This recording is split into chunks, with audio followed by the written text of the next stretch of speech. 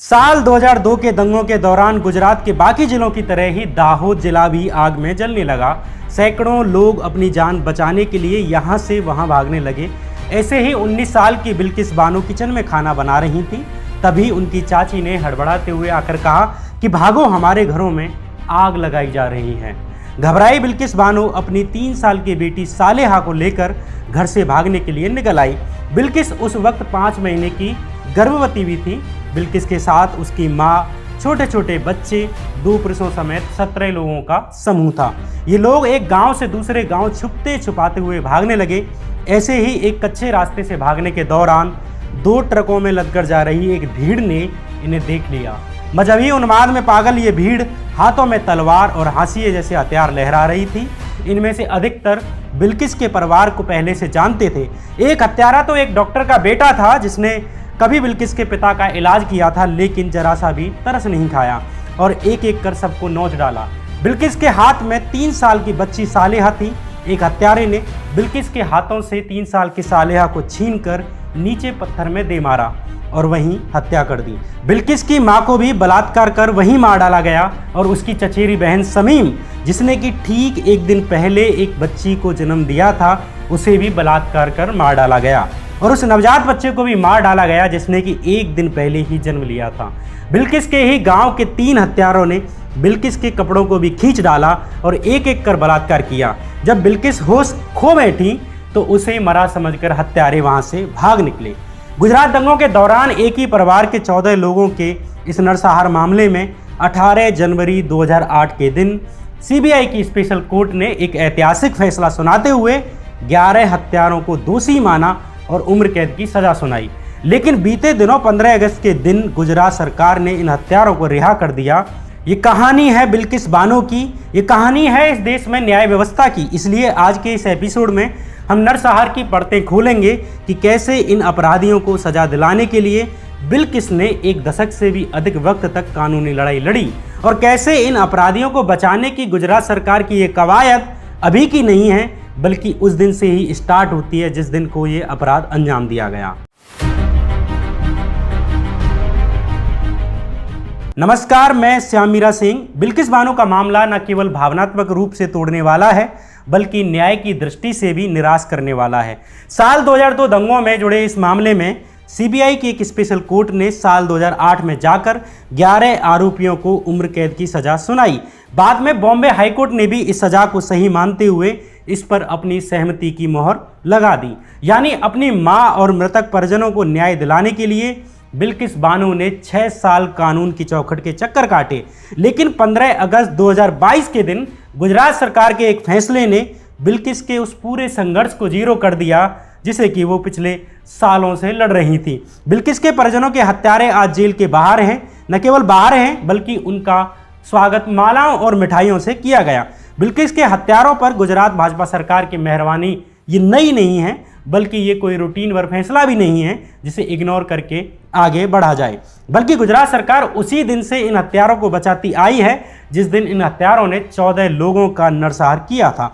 शुरुआत में तो गुजरात पुलिस ने बिल्किस बानो की एफआईआर लिखने तक से मना कर दिया था और सिर्फ एफआईआर लिखने से ही मना नहीं किया, बल्कि बाद में पोस्टमार्टम रिपोर्ट से लेकर इस केस के हर जरूरी सबूत को खत्म कर दिया गया और फिर बाद में सबूत न होने का हवाला देकर एक लोकल कोर्ट के मजिस्ट्रेट ने इस मामले को खारिज कर दिया। लेकिन भला हो सुप्रीम कोर्ट का, जिसके हस्तक्षेप के बाद इस मामले को गुजरात से महाराष्ट्र के मुंबई ट्रांसफर किया गया और एक निष्पक्ष न्याय की प्रक्रिया हो सकी। अगर यह मामला गुजरात में ही रहता और मुंबई ट्रांसफर नहीं किया जाता तो आज भी बिल्किस बानो के परिवार को न्याय का ये न्यूनतम दर्शन भी नहीं मिल पाता। बिल्किस को न्याय मिलने और उसके छिनने की अपनी एक कहानी है। 3 मार्च 2003 के दिन गुजरात दंगों के दौरान 20 से 30 हत्यारे बिल्किस बानो के परिवार के 14 निर्दोष लोगों का नरसंहार करने के बाद चले गए। बिल्किस की जान बच गई क्योंकि उसके बेहोश होने के बाद हत्यारों ने उसे मरा हुआ समझ लिया। कुछ देर बाद बिल्किस को होश आया और उसने खुद को अपने परिजनों की लाशों से घिरा हुआ पाया। उसे होश आया कि उसका शरीर भी नग्न पड़ा है। वहीं पास ही एक पेटीकोट का कपड़ा पड़ा हुआ था। उसे अपने शरीर को ढककर बिल्किस एक नज़दीकी पहाड़ी की तरफ भागी, जहां उसने अपने परिजनों की पीड़ा में रोते डरते सहमते रात बिताई। अगले दिन वो पानी की तलाश करने लगी। तभी उसे एक हैंडपंप के पास एक आदिवासी महिला दिखी जिसने उसे पूरा शरीर ढकने के लिए कुछ कपड़े दिए। तभी उसे हैंडपंप के दूसरी तरफ ही एक पुलिसकर्मी दिखा। पुलिस को देख 19 साल की गर्भवती मां बिल्किस बानो मदद के लिए दौड़ी, जो उसे बाद में लिमखेड़ा पुलिस स्टेशन ले गया। 14 लोगों के इस नरसंहार में, जिसमें कि 8 महिलाओं के साथ जघन्य तरीके से बलात्कार भी किया गया, उस नरसंहार मामले में बिल्किस एक अकेली सर्वाइवर थी। एक ही गांव से होने के कारण उसे हमलावरों के नाम भी याद थे। हत्यारों में एक मेडिकल प्रैक्टिशनर का बेटा था, जिस डॉक्टर ने कभी बिल्किस बानो के पिता का इलाज भी किया था। एक चूड़ी वाला था जो गांव में चूड़ियां बेचता था, और एक पड़ोस के ही होटल का एक मालिक था, और एक ग्राम पंचायत सदस्य का पति था। आज भी बिल्किस बानो को सबसे अधिक यही बात चुभती है कि जिनके साथ उसने बचपन के दिन बताए, नौजवानी के दिन बताए, उन्हीं लोगों ने उसे बुरी तरह से नोच डाला और उसके परिवार की हत्या कर डाली।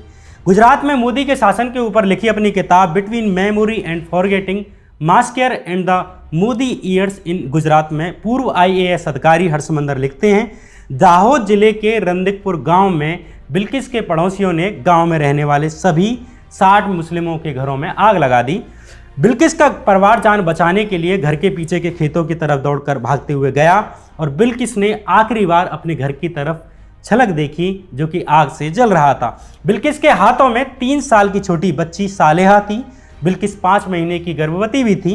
बिल्किस के परिवार ने सबसे पहले गांव के सरपंच के यहां जाकर शरण ली, और उसके बाद चुनाड़ी गांव के स्कूल में छिप गए। फिर जान बचाने के लिए भागे, और अब कुवजल गांव की बस्ती में जान बचाने के लिए छुप गए। यहीं मौत के खौफ के बीच एक दाई के घर बिल्किस की गर्भवती कजिन बहन समीम ने एक बच्ची को जन्म दिया। लेकिन अगली सुबह मौत के डर से बिल्किस का परिवार फिर भागा। एक मुस्लिम बाहुल्य बस्ती में पहुंचने के लिए वे हाईवे के रास्ते के बजाय कच्चे रास्तों से निकलने लगे। एक सुरक्षित जगह की तलाश में ये लोग पन्नीवेल गांव के रास्ते चलने लग रहे थे, लेकिन फिर एक ऐसी घटना घटी जिससे वे कभी भी उस सुरक्षित स्थान पर नहीं पहुंच पाए, और ना फिर कभी अपने घर पर लौट पाए। 2 ट्रकों में भरी एक भीड़ ने बिल्किस के परिवार का नरसंहार कर डाला। बिल्किस बानो ने पुलिस को इस पूरी दर्दनाक घटना के बारे में डिटेल में बताया, लेकिन इसके बावजूद police head constable Somabhai Gauri ने FIR दर्ज करने से इनकार कर दिया। वो उसे एक रिलीफ कैंप में ले गया। बिल्किस इस रिलीफ कैंप के एक कोने में अकेली सुबसुबाती रही, रोती रही। तभी यहाँ इत्तेफाक से उसे यहाँ वहाँ ढूंढ रहे उसके व्याकुल पति याकूब रसूल की नज़र पड़ गई। बिल्किस के परिवार की नरसंहार घटना से बिल्किस के पति याकूब रसूल, बिल्किस के पिता और भाई इसलिए जिंदा बच गए क्योंकि उस वक्त वे बिल्किस बानो वाले समूह के साथ नहीं थे। 15 साल बाद बिल्किस के पति याकूब रसूल याद करते हुए स्क्रोल वेबसाइट को बताते हैं कि दंगों के बाद वे अपनी पत्नी को ढूंढ रहे थे, तभी वो गोधरा रिलीफ कैंप में एकांत अंधेरे में अकेली बैठी हुई दिखी। उन्होंने पहले से ही बिल्किस के साथ क्या हुआ है इसके बारे में कैंप के अन्य लोगों से सुन लिया था। बिल्किस बानो के पति याकूब रसूल आगे बताते हैं कि मैंने सारी चीज़ों को एक तरफ रख दिया, दंगे, उसका परिवार जिसकी कि तुरंत ही हत्या की गई थी, इस सब को इतर करके मैंने उससे प्यार से बातें की। मैं उसे उस दर्द से बाहर लाना चाहता था जिससे कि वो गुजर रही थी। तब से लेकर अब तक मैंने बिल्किस को हजारों बार पत्रकारों, NGO वालों को, वकीलों को अपनी गवाही देते हुए सुना है, लेकिन मैंने उससे कभी नहीं पूछा कि उस दिन क्या हुआ था और किसने उसके साथ क्या किया था। पूर्व IAS अधिकारी हर्षमंदर की किताब between memory and forgetting, massacre and the Modi years in Gujarat में लिखा है कि नरसंहार के 2 दिन बाद कुछ लोकल पत्रकारों को बिल्किस के परिवार की 8 लाशें मिली, तब जाकर ये मामला बाहर आया। उसके बाद पुलिस को कार्रवाई करने के लिए मजबूर होना पड़ा। जब बिल्किस को उसके परिजनों, उसकी माँ, उसकी खुद की 3 साल की बेटी सालेहा का शरीर दिखाया गया तो उसकी स्थिति ऐसी हो जाती है कि जैसे कि उसके ऊपर दुखों का एक बड़ा सा पहाड़ भरभरा कर टूट गया हो। बिल्किस के रेप के 4 दिन बाद गोधरा सिविल अस्पताल में उसका मेडिकल करवाया गया और बायोलॉजिकल सैंपल्स को लोकल पैथोलॉजी भेज दिया गया। लेकिन इसके बाद भी गुजरात पुलिस ने इस नरसंहार की कोई जांच नहीं की और उन शवों को, यानी कि बिल्किस बानो के परिवार की लाशों को ऐसे ही सड़ने के लिए छोड़ दिया। पोस्टमार्टम करने वाले डॉक्टरों ने जानबूझकर इन शवों के कोई ब्लड सैंपल नहीं लिए, कोई बायोलॉजिकल सैंपल्स इकट्ठा नहीं किए, ना कोई सबूत इकट्ठे किए जिन्हें वे जानते थे कि वे आगे जाकर महत्वपूर्ण होंगे। बाद में ये साबित भी हुआ कि पुलिस के निर्देशानुसार जानबूझकर शवों को ऐसी गुप्त कब्रों में दफना दिया गया जिससे इन्हें पहचाना ना जा सके। साल 2004 में जब दोबारा से इस मामले की नए सिरे से जांच हुई तो सीबीआई ने शवों को दोबारा कब्र से निकाला, लेकिन कब्रों से किसी की भी एक शख्स की खोपड़ी नहीं मिली।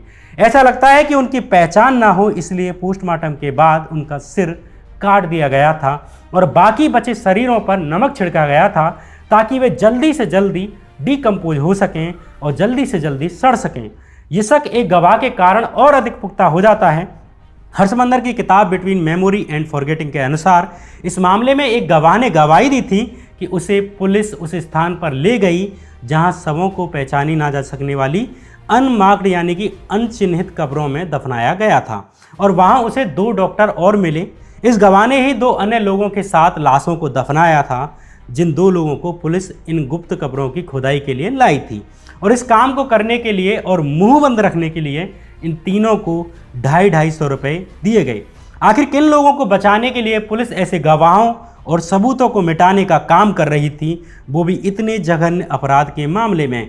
यहाँ एक और चीज़ है, रेप के 15 दिन बाद जाकर बिल्किस बानो अपने पति के सपोर्ट के साथ की वजह से गोधरा रिलीफ कैंप में पुलिस के सामने शिकायत दर्ज कराने में सफल रही।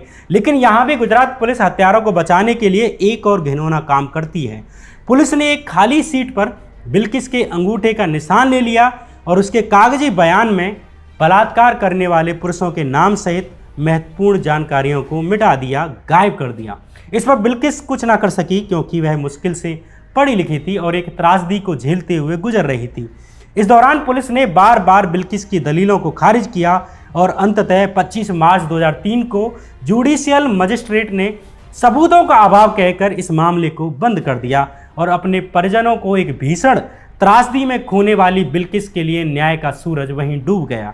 लेकिन बिल्किस यहीं नहीं रुकी, वे अप्रैल 2003 के महीने में नेशनल ह्यूमन राइट कमीशन की मदद से सुप्रीम कोर्ट गई। एनएचआरसी ने इस मामले के लिए हरीश साल्वे को नियुक्त किया कि वे कोर्ट में बिल्किस बानो का पक्ष रखें। बिल्किस बानो ने इस मामले में सीबीआई की जांच करने की मांग की। इसके बाद 18 दिसंबर 2003 के दिन सुप्रीम कोर्ट ने इस मामले को सीबीआई को दे दिया। 21 जनवरी साल 2008 के दिन सीबीआई की स्पेशल कोर्ट ने 11 आरोपियों को दोषी मानते हुए उम्र कैद की सजा सुनाई। अपने परिजनों और 3 साल की बच्ची को नरसंहार में खोने के बाद इन 6 सालों की कानूनी लड़ाई बिल्किस के लिए कितनी मुश्किल रही होगी, इसका अंदाजा आप और हम शायद ही लगा सकें।